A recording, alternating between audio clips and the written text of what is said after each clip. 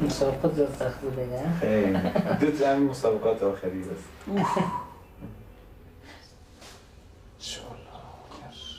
فکر زنده بود.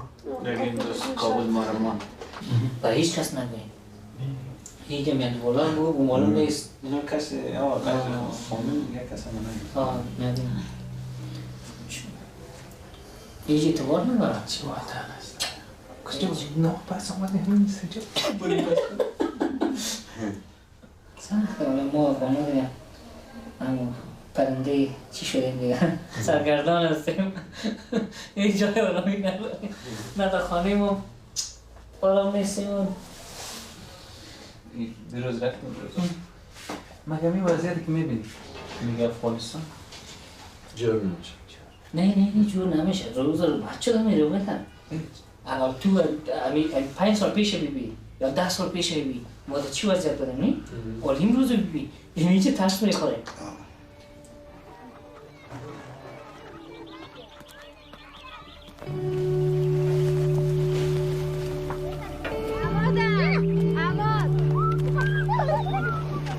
السلام علیکم. دیدین اینا را؟ بچه قهرمان محمد سلام چشمای تو صاف کن میگه خدای شکر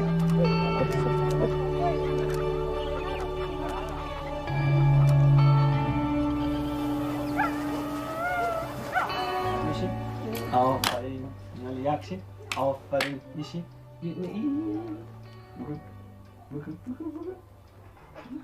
این مولی بخیر داماد چی؟ یا مولی؟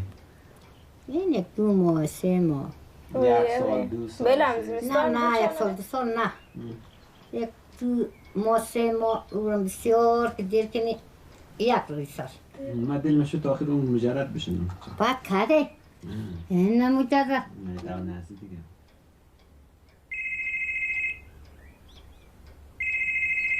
سلام علیکم تشکر جور باشین سلامت باشین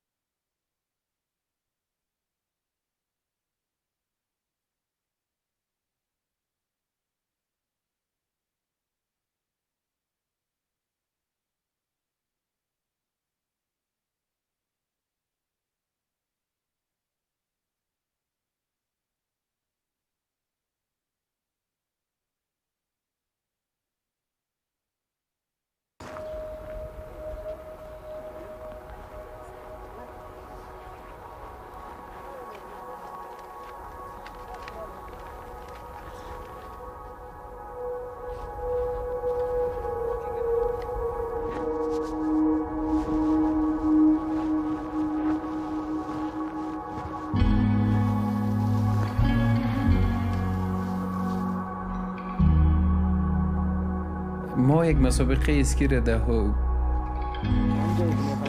کوه شروع کردیم به نام افغان اسکی چالش به خاطر ای که هر چیز در این کشور سخت است.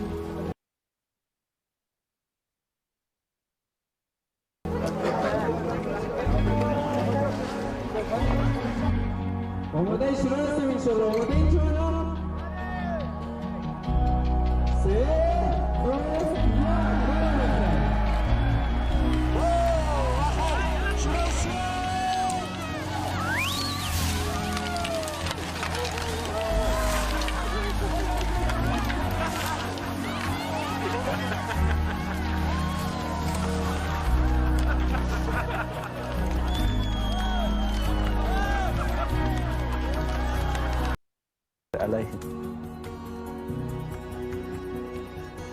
زیادتر جنگیدیم و دستاورد هم داشتیم.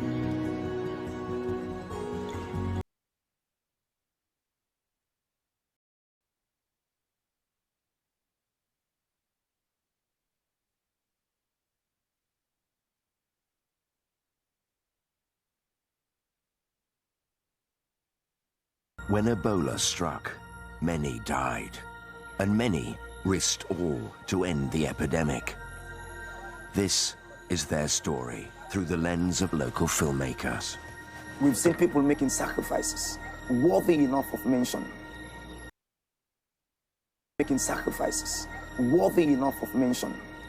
This is what I want the world to see. Survivors, a witness documentary on Al Jazeera. From fossil fuels to modern-day renewables, as societies develop, their energy demands increase, requiring innovative solutions to meet such demands. As a global power development and investment company, Nebraska Power is uniquely positioned to deliver against these demands. We provide business growth, promote socio-economic benefits, and provide innovative, safe, and environmentally sound energy solutions for future generations. Nebraska Power, pioneering future energy.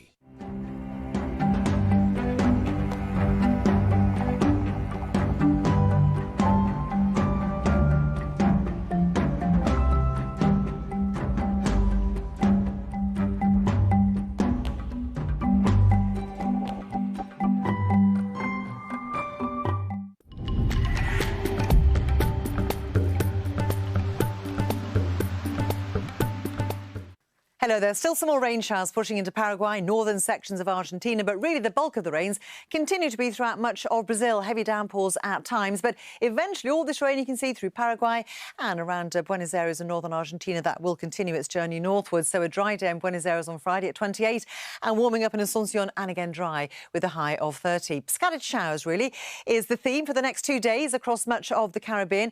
They are very scattered, but again we have got more in the way of rain across areas of Haiti, the Dominican Republic, and becoming a little bit brisker, those winds, as we head on into Friday.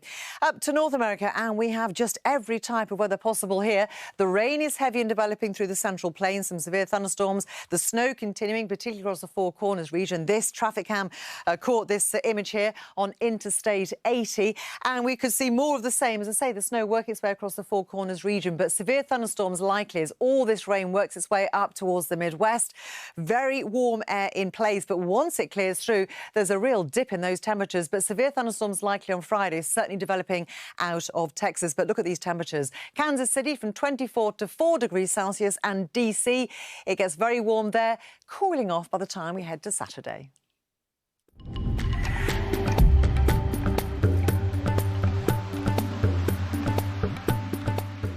The grim consequences of Mexico's bloody drug wars. Watch the people around you, Mr. Governor. You've got people who are with the narco. Through the eyes of the journalists, determined to report the truth. Your government is full of narco, she said. That's how the article should start. 6 years on, we revisit the reporters still risking their lives. Lately, there's been another outbreak of violence, of murders. Rewind the deadliest beat on Al Jazeera.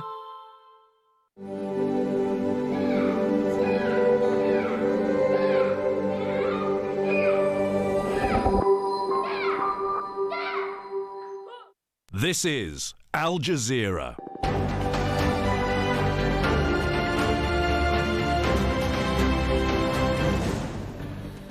Hello and welcome. I'm Peter Dobby. You're watching the News Hour live from our headquarters here in Doha. Coming up in the next 60 minutes, a surge in deaths in Spain, nearly 3,000 new infections in Germany, and a record daily death toll in Italy. Europe bears the brunt of the coronavirus pandemic. Cautious optimism in China. No new local cases on the mainland since the virus outbreak began in December. Anger and frustration over the handling of the crisis. Brazil's president and other world leaders face criticism for their reaction to the pandemic. We have a daughter, we have dogs, she has a lot of medical bills, and I don't know how we're going to get through this. As more US restaurants and shops close their doors, thousands of workers are left wondering how they'll survive. And in sport, the English Premier League is holding an emergency meeting to discuss ways of trying to complete its season. The world's most watched football competition is already off until at least April the 4th.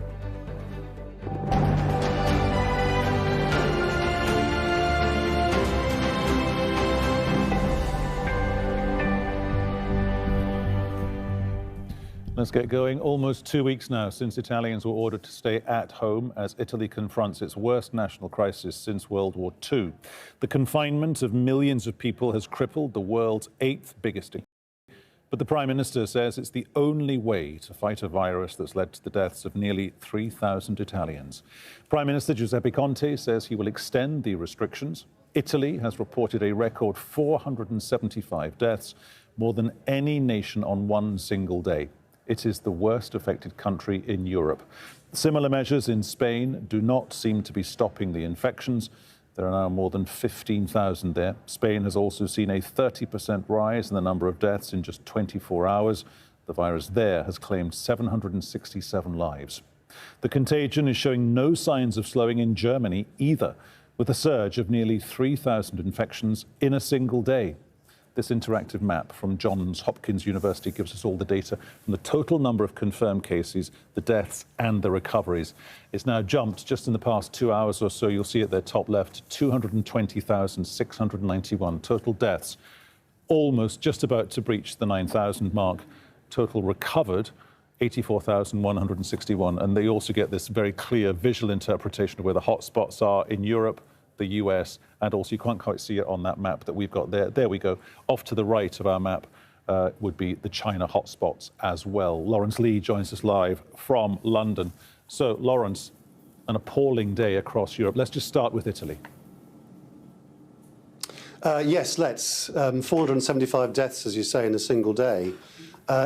Presumably only a matter of time before Italy overtakes China as the country with the biggest number of deaths in total. And that's clearly, whatever lockdown measures Italy has taken, it's not working, is it? There are different sorts of lockdown. It probably is worth explaining.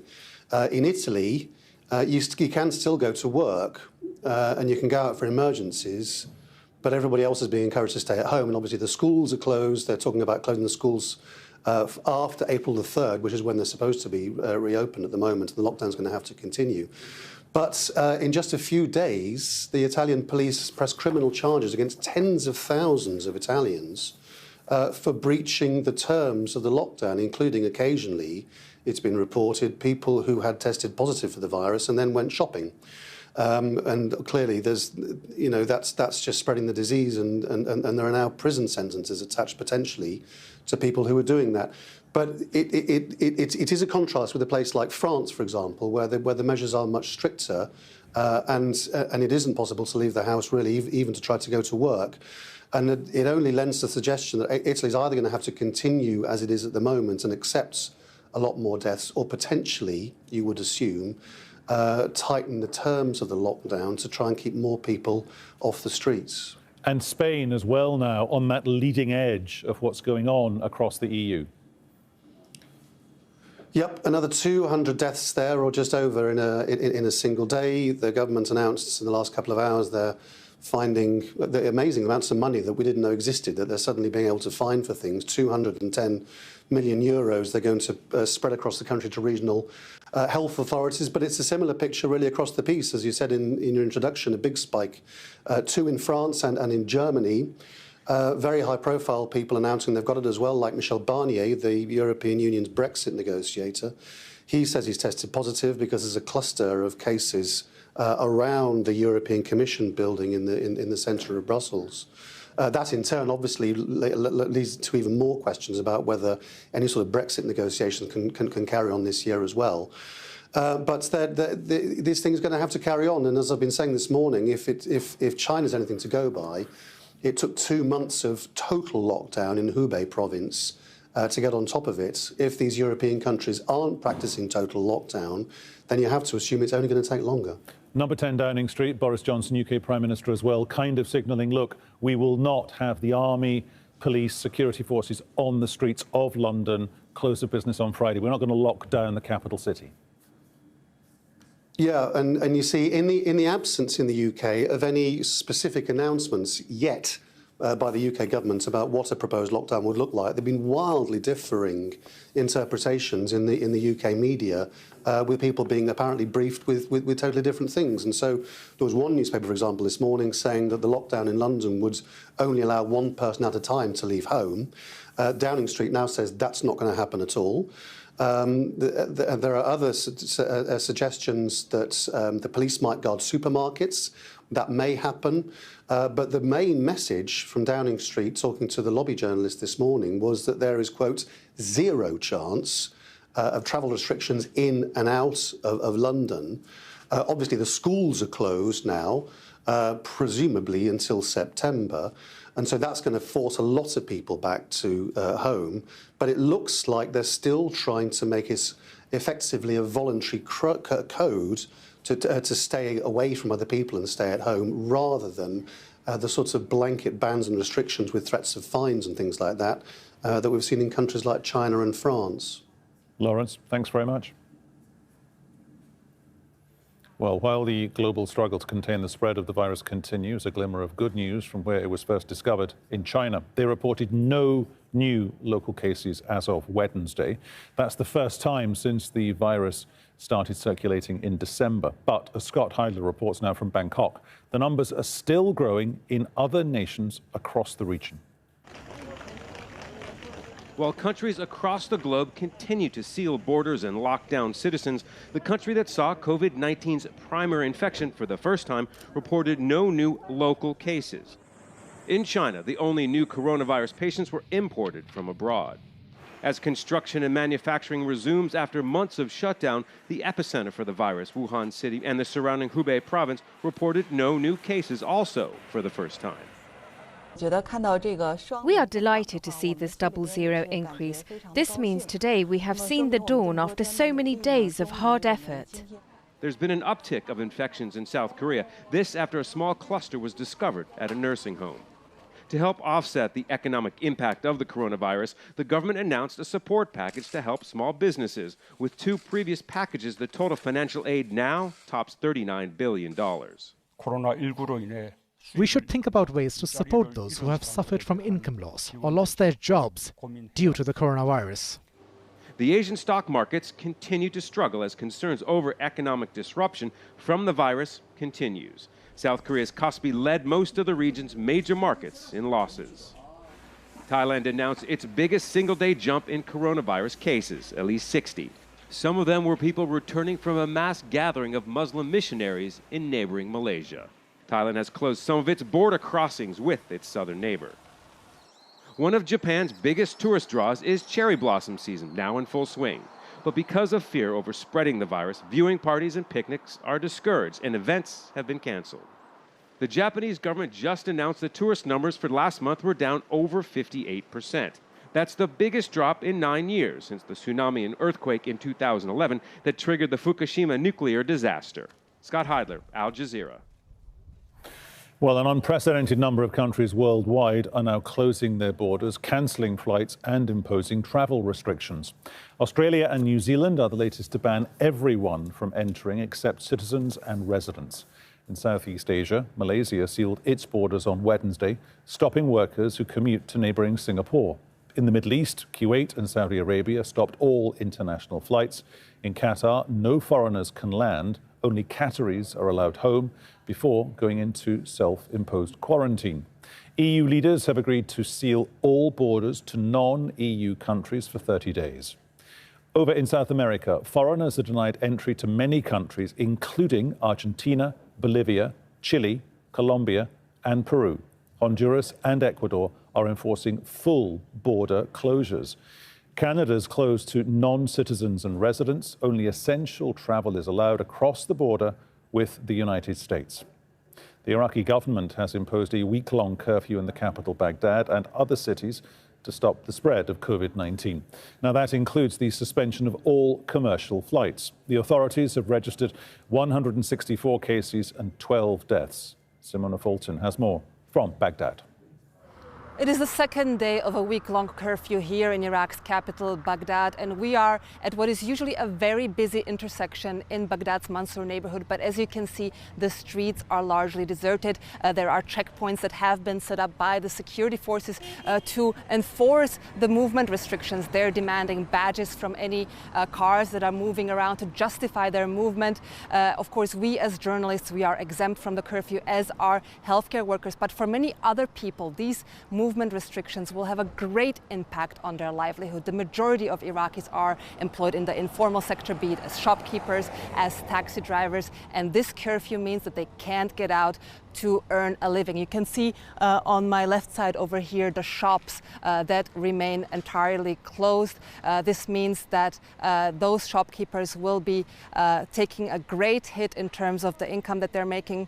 And anybody associated, of course, with those shops will not be earning a salary. Now, the Corona Crisis Committee in Iraq has said that this curfew is the only way to try to manage the crisis in the country, because the concern is that Iraq's healthcare sector, under the best of circumstances, is not equipped to deal with very large volumes of patients. Last year, the government allocated less than 3% of its budget to the healthcare sector, and the hospitals are already struggling because they're underfunded, they're understaffed, they're undersupplied. So the idea is to try to prevent a sharp rise in cases. But of course, as this curfew continues, and there is a chance it may be extended, the economic ramifications of these movement restrictions may be severe.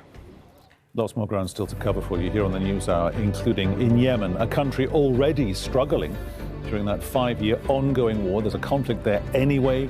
Now comes the battle with coronavirus. And how aid agencies are trying to protect vulnerable refugees from COVID-19. In sport, an Olympic ceremony with a difference. No spectators are allowed as the torch is handed over to organisers of the Tokyo Games.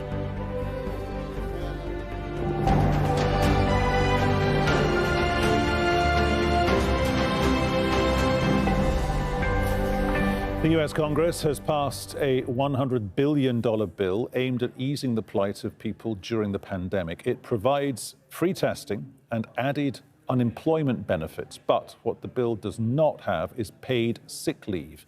That means thousands will have to choose between work or staying home to care for a loved one. Mike Hanna reports from Washington. With restaurants throughout the country closed, the role of the fast food chains is critical. Most are closed to sit-down diners, but their grab-and-go operations provide an essential source of daily nutrition. It's estimated that more than 790,000 workers at the biggest fast food chains do not have access to sick pay. We have a daughter, we have dogs, she has a lot of medical bills, and I don't know how we're going to get through this. We need help here. Seattle's in a crisis, restaurant workers are in a crisis. The same applies to the large grocery stores, where hourly workers with no sick leave continually restock items like food and hand sanitizers amidst a buying frenzy. Congress has passed a bill that specifies payment for sick leave, but this does not apply to companies with more than 500 workers. I'm not only worried about my kids, but worried about the workforce that's there, and thinking they have no choice but to show up.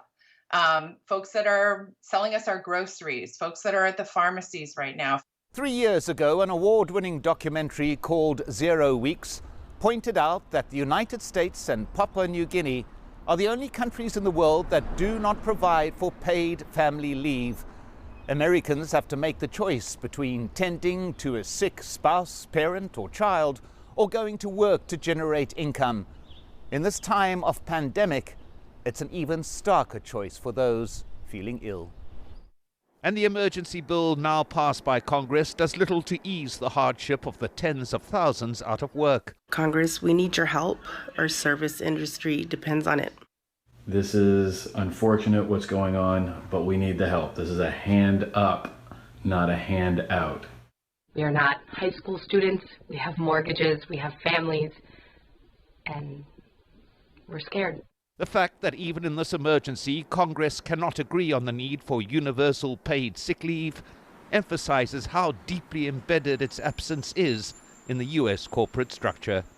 I think The corporate establishment has long fought off what are otherwise incredibly sensible policies. We're feeling the brunt of that right now. Last week, President Trump paraded corporate leaders who he said had joined the White House in combating the virus.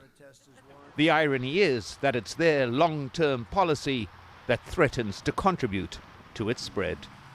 Mike Hanna, Al Jazeera, Washington. Now, the leadership qualities of some world leaders, they've been questioned during the spread of the coronavirus. There have been criticisms aimed at them because they've mocked other countries and they've scolded people for an overreaction. I would like to begin by announcing some important developments in our war against the Chinese virus. Why do you keep calling this the Chinese virus? There are reports of dozens of incidents of bias against Chinese Americans in this country. Your own aide, Secretary Azar, says he does not use this term. He says ethnicity does not cause the virus. Why do you keep using this? A lot of people say it's racist. It's not racist at all. No, not at all. It comes from China. That's why. It comes from China. I want to be accurate. Yeah, please, John. Please.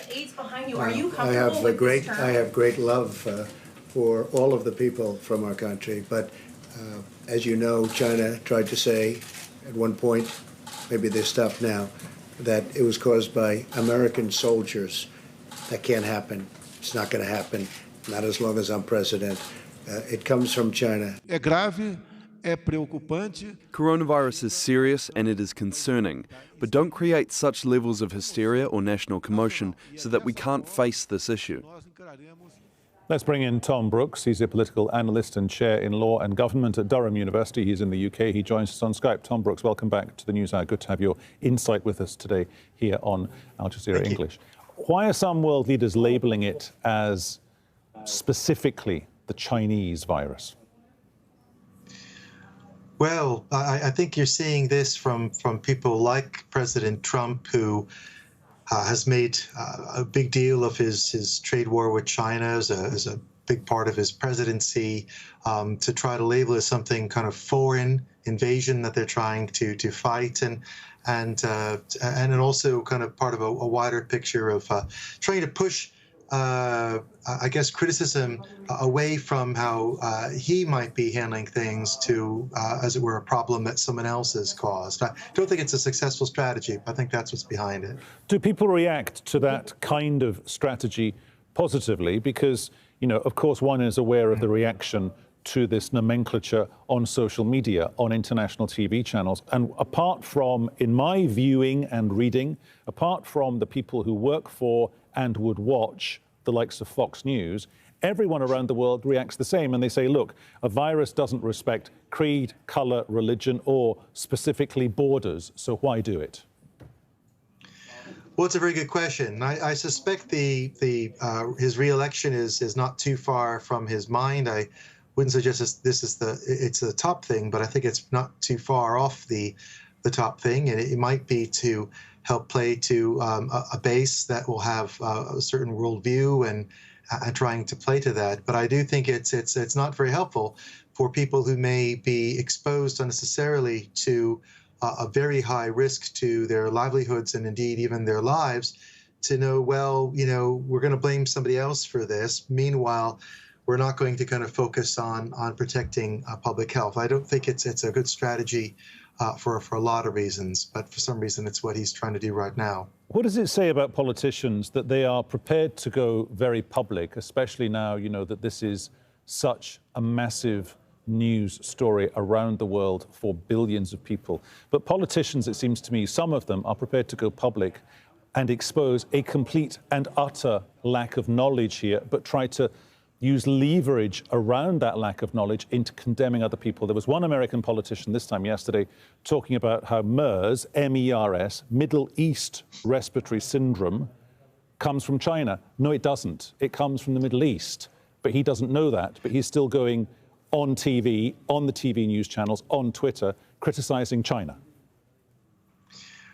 I very much hope that, you know, when this is all over, and I very much hope it will be, that it inspires a better cohort, a better generation of political leaders in all parts of the world where you're seeing things like that, to take up the mantle of public service, because politicians are, a lot of people can get into it, I guess, because of having certain views, high views of themselves. But there's a very important thing about public service, and right now is a moment where our people who work on our front lines, especially in healthcare, and our political leaders, the public needs to have confidence in what they're doing, because so much is at stake. And I think in a place like the United States, I can half understand some of the president's distraction techniques, because, well, there are millions of Americans that do not have health care. There are millions of Americans that will not get treatment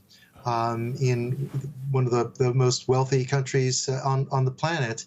And how is someone, how do you deal with that kind of political fallout? It doesn't, difficult to bear reflection on right now, and to deflect attention from kind of those basic issues right now and start blaming other countries for stuff that surely is probably nothing to do with what those countries have done is more than irresponsible, especially when, as you note, the fake news. This is a time where we need to be evidence-led, be giving consistent and firm advice, and also be giving some reassurance to the public that we've rallied together.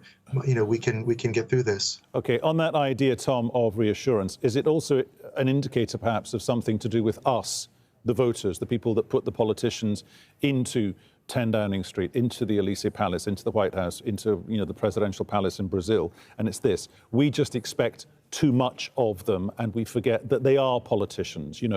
They will kiss a baby and steal sweeties at the same time, but at the end of the day, they are politicians first and foremost. I think there's something to that. Yes, they are politicians first and foremost. They are running, for multiple reasons to elected office. I think that in some parts of the world, there are a lot of voters that are disillusioned by their political leaders. Politicians have some of the lowest popularity ratings of any profession, and I think there's been a kind of alienation from political leaders. They don't really speak for people like me. They don't really speak for people like us. And you see a lot of protest voting and other things. Well, now with this pandemic, people can see that, who they support. It's not just kind of choosing the better of two bad options. People shouldn't be really settling for that. This can matter. Moments like this do happen, even if only every 100 years or so. And it gravely matters who these folks are. They are politicians, but they ought to be led always by protecting the public and the public interest above their own self-advancement. That's true for many politicians I know. I've had the pleasure of getting to know quite a few of cross political parties. It's not certainly true of all of them, and certainly it's not the public perception that it's true of all. And in times like now, the public needs to have full confidence in their leaders to get the public through that, and that might help stem off panic buying and other things that we are seeing. To keep calm, to provide reassurance, to be led by the science, and get as many people safe and healthy and through this as humanly possible. But where that's not been the case, people think, well, it doesn't matter which side wins. They're all in for themselves. They're all the same.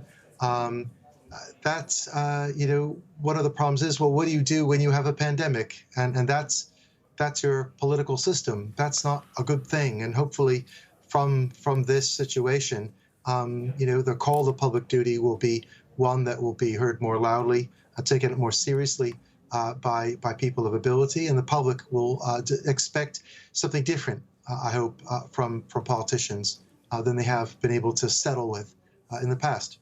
Tom Brooks, there in the UK, good to talk to you. Thank you very much. A great joy. Well, as countries around the world enforce strict measures to tackle the pandemic, the health crisis is posing an even greater challenge for countries at war, such as Yemen. Schools are closed and added other restrictions are being enforced too. Mohammed Al-Attab reports now from the capital, Sana'a. This is Sana'a International Airport, once a busy hub serving much of Yemen. It has been largely closed for the past 4 years because of the conflict. Only recently were UN and other humanitarian flights allowed, but now, With the spread of coronavirus, those two have been suspended. The country's Supreme Committee assigned for eradicating the world's growing pandemic issued a set of resolutions to stem the spread of the disease from outside Yemen. Now, all UN and humanitarian passenger flights have been suspended until further notice. A month ago, the World Health Organization airlifted critically ill patients to Jordan. The airport's general manager told Al Jazeera only humanitarian cargo is now allowed in. Sana'a International Airport has applied the same precautionary measures that are being carried out all over the world. Now we are assigned to only allow flights of humanitarian aid and life-saving medicines. These shipments will be kept untouched at our airport's warehouses for 24 hours before any further action is taken. Houthis later have also ordered the closure of schools. That's despite confirmation from the WHO that Yemen doesn't have a single case of coronavirus.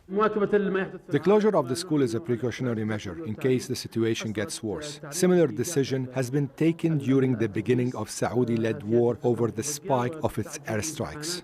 Some of the students we spoke to at Sana'a University are not happy about having to abandon their education before an important exam.